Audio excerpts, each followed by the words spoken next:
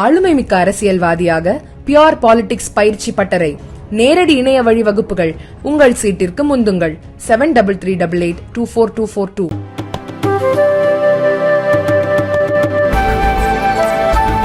இங்கே அடுத்த 500 நாட்கள் கடுமையாக களத்திலே வேலை பார்த்தால் மட்டும்தான் 70% வாக்குகள் இன்னைக்கு வெளியே இருக்குதுங்க ஐயா. வெளியே இருக்கு. திமுக கையில், அதிமுக கையில் இல்லைங்க ஐயா. 70% மக்கள் தான் ஓட்டு போடுறாங்க. 30% ஓட்டு போடல. ஓட்டு போடாத 30% வைங்க. 70% இவர்களுக்கு கிடைப்பது எவ்வளவுன்னு பாருங்க. அதுல இவர்களுக்கு 60% தான் கிடைக்குது, 40% கிடைக்கல. இன்னைக்கு இவ்வளவு மக்கள் வெளியே நின்று கொண்டிருக்கின்றார். 60லிருந்து 70% ஒரு தேர்தலிலும் ஒரு திராவிட கட்சிக்கு வாக்களிக்காம நின்று பார்த்து கொண்டிருக்கின்றார்கள். வாக்களிக்க பிடிக்காதவர்கள் 30%. இன்னொரு கட்சி தோற்கும் என்று தெரிந்தும் திமுக அதிமுகவுக்கு ஓட்டு போடக்கூடாது என்று போடுவர்கள் இவ்வளவு பேர். 60லிருந்து 70% ஓட்டு இன்னைக்கு சாயந்தரம் தமிழகத்தில் திராவிட கட்சிகளுக்கு மாற்றாக இருக்கக்கூடிய ஒரு கட்சிக்கு அது காத்திருக்கு. நாம் இன்று செய்ய வேண்டிய வேலை, அரசியல் கட்சியாக இருக்கின்றோம், ஆளத்தகுதியான கட்சி என்பதை நாம் நிரூபிக்க வேண்டும். இரண்டுக்கும் ஒரு வித்தியாசம் இருக்கு. அரசியல் கட்சிக்கும் ஆளத்தகுதியான கட்சிக்கும் ஒரு சிறிய வித்தியாசம். அதை இன்று நம்முடைய தொண்டர்கள், தலைவர்கள் களத்திலே காட்ட வேண்டும் என்பது என்ற அன்பான வேண்டுகோள். ஆளத்தகுதியான கட்சி என்னங்க? முதல் இலக்கணம். ஆளத்தகுதினா என்ன? எல்லோரையும் அளவரைத்து செல்லக்கூடிய பண்பு. ஒரு பேச்சை பேசும் பொழுது நாம் முதலமைச்சராக, நாம் அமைச்சராக, நாம் எம்எல்ஏவாக, நாம் எம்பியாக இருந்தா எப்படி அதை கொண்டு வருவோமோ அந்த மெச்சூரிட்டி. மூன்றாவது, எல்லா பிரச்சனைக்கும் ஒரு தெளிவான தீர்வு. நான்காவது, தமிழகத்தை முன்னிலைப்படுத்தி தமிழகத்திலே பாரதிய ஜனதா கட்சியினுடைய அரசியல். ஐந்தாவது, தேசியம், ஆன்மீகம் எப்பொழுதும் நம்முடைய இரு கண்களாக தமிழகத்தை முதன்மைப்படுத்தும் பொழுது நம்முடைய அரசியல் 2 கண்களாக இருக்க வேண்டும். இதை செய்யும் பொழுது கொஞ்சம் கொஞ்சமாக, எனக்கு திமுகவையும் பிடிக்காது, அதிமுகவையும் பிடிக்காது, பாரதிய ஜனதா கட்சியை கொஞ்சம் பொறுத்திருந்து பார்ப்போம் என்று நினைப்பவர்கள் நம் பக்கம் வர ஆரம்பிப்பார். அதை நீங்கள் செய்ய வேண்டும். அதற்கு ஒரு பெரிய வாய்ப்பு இந்த உள்ளாட்சி தேர்தல். அன்பு சொந்தங்களே, இந்த உள்ளாட்சி தேர்தலில் பாரதிய ஜனதா கட்சியினுடைய முடிவு, எல்லா இடத்திலும் பாரதிய ஜனதா கட்சி நிற்கும். எல்லா இடத்திலும் நிற்கும். மாமன்றத்தில், பஞ்சாயத்தில், எல்லா இடத்திலும் பாரதிய ஜனதா கட்சி நிற்கும் என்பது நம்முடைய அமைப்பு பொதுச்செயலாளர் கேசவநாயன்ஜி அவர்கள் எடுத்திருக்கக்கூடிய முடிவு. எல்லா இடத்திலும் நிற்போம். நிற்பதற்கு நீங்கள் தயாராக இருக்க வேண்டும். ஆட்சிக்கு வர வேண்டும் என்று நீங்கள் நினைத்தால் உள்ளாட்சி தேர்தலில் ஒரு தொண்டனும் தலைவனும் களம் இறங்க வேண்டும். மக்களுக்கு நாங்கள் சேவை செய்வோம் என்பதை நீங்கள் களத்திலே காட்ட வேண்டும். பாரதிய ஜனதா கட்சி மாற்று சக்தி என்று சொன்னால் 1,12,000 இடத்துல பாரதிய ஜனதா கட்சியினுடைய தலைவர்கள், தொண்டர்கள் உள்ளாட்சி தேர்தலில் நிற்க வேண்டும். 1,12,000 இடத்துல. இதெல்லாம் நிற்கும் பொழுது நம்முடைய பலத்தை மக்களுக்கு காட்டுகின்றோம், நம்முடைய விஸ்தாரத்தை காட்டுகின்றோம். 1,12,000 இடத்துல பெரிய கட்சிகளை நிற்பதற்கு பயப்படுவார். நாம் நிற்கின்றோம். நீங்க ஒருக்கா நின்னுட்டீங்கன்னா அந்த ஏரியால நீங்க தான் தலைவன். பிரச்சனையா இருந்தாலும் உங்க வீட்டில் வந்து 6 மணிக்கு உங்க கதவை தான் மக்கள் தட்டுவாங்க. அதையும் நீங்க பார்க்கணும். ஒரு முறை நின்று விட்டால் பாரதிய ஜனதா கட்சியை பொறுத்தவரை எங்களுடைய முதலமைச்சர் அந்த வார்டுக்கு நீங்க தான்.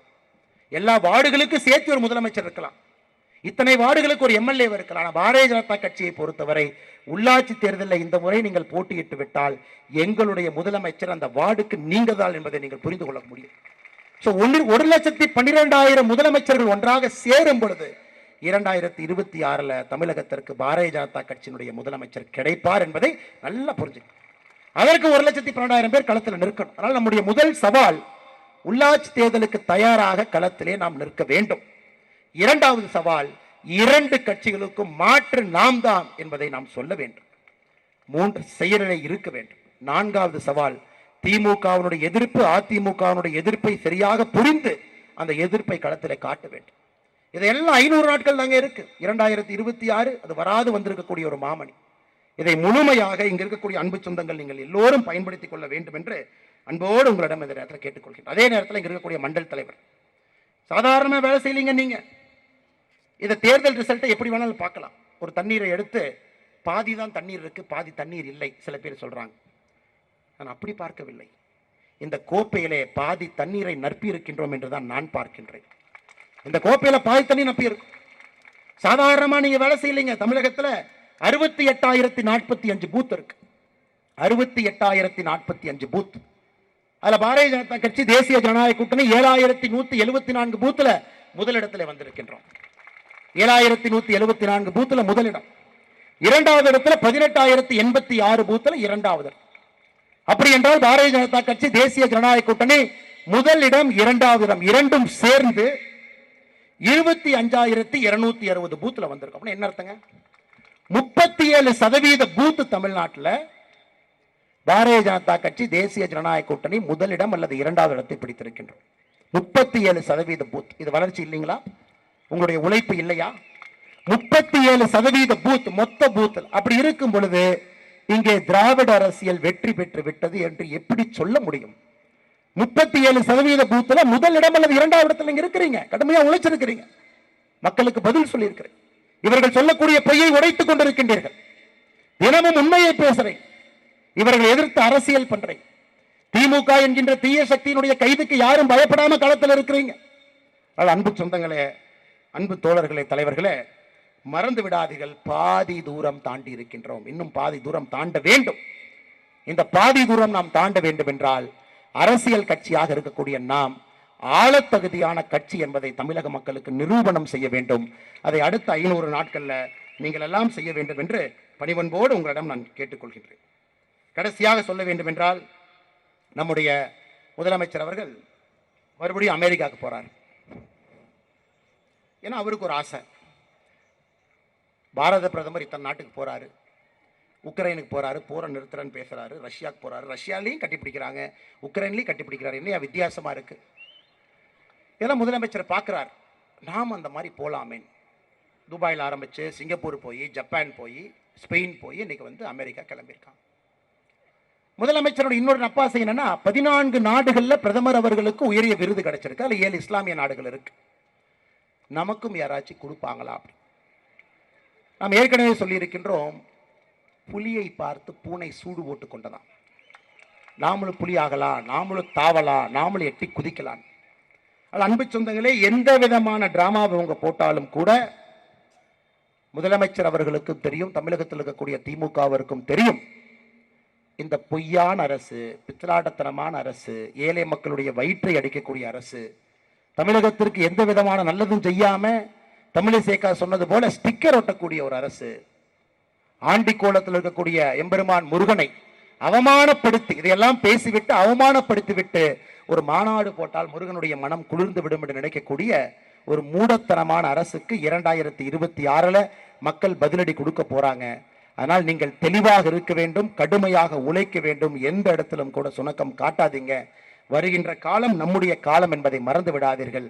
குறிப்பாக இந்த மேடையில் இருக்கக்கூடிய எல்லா நம்முடைய ஆற்றல் மிகுந்த மாவட்ட தலைவர்களுக்கு என்னுடைய நெஞ்சார்ந்த வாழ்த்துக்களை, நல்வாழ்த்துக்களை தெரிவித்துக் கொள்கின்றேன். மேடைக்கு முன்புறத்தில் இருக்கக்கூடிய நம்முடைய மண்டல் தலைவர்களும் மாவட்ட தலைவர்கள் சார்பாக அவர்களுக்கும் என்னுடைய நெஞ்சார்ந்த வாழ்த்துக்களை, நல்வாழ்த்துக்களை தெரிவித்துக் கொள்கின்றேன். சென்னையில் இருக்கக்கூடிய 3 பாராளுமன்றத்தில் 591 பூத் முதலிடத்தில் வந்திருக்கிறேன். நீங்கள் எல்லாம் உங்களை மாத்தட்டிக் கொள்ள வேண்டும். 591 பூத், 3 பாராளுமன்றமும் சேர்த்து 3 பாராளுமன்றத்தில் பாருங்க, 18 தொகுதியில 13 தொகுதியில நாம 2வது வந்திருக்கோம். 591 பூத்துல முதலாவது வந்திருக்கின்றோம். இது வெற்றிக்கான முதல் படி. கோப்பை பாதி நம்பி இருக்கிறது என்று பார்க்க வேண்டிய பார்வை. அதனால் நீங்கள் இன்னும் வேகமாக சுணங்காம நீங்க வேலை செஞ்சுக்கிட்டே இருங்க. வருகின்ற காலம் நம்முடைய காலம், அதில் எந்த ஒரு மாற்று கருத்தும் இல்லை. எதற்கும் பயப்படாதீங்க. மோடிக்கு நாம் தேவை என்பதை நன்றாக உணர்ந்து கொள்ளுங்க. மோடி ஐயாவுக்கு எப்ப நாம தேவைப்பட்டோமோ அதை விட அதிகமாக ஒரு பாரதிய ஜனதா கட்சியினுடைய தொண்டன் இன்னைக்கு தேவைப்படுறான். நேற்று மோடி ஐயா புதிய பென்ஷன் ஸ்கீமை பத்தி பேசியிருக்கிறாங்க, நேஷனல் பென்ஷன் ஸ்கீம்.